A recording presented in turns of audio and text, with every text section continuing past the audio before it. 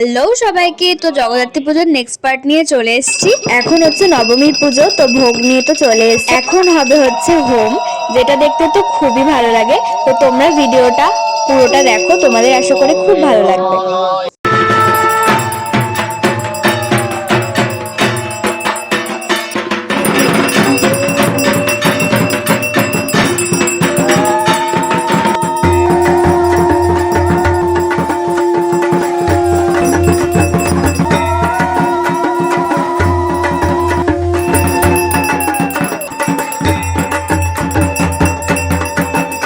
এই 108টা প্রদীপ ধরানোটা তো খুবই ভালো লাগে দেখতে।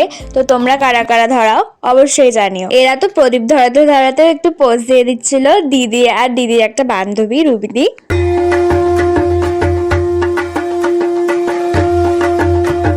আরতি হয়ে যাবার পর মাকে শয়ন দিল।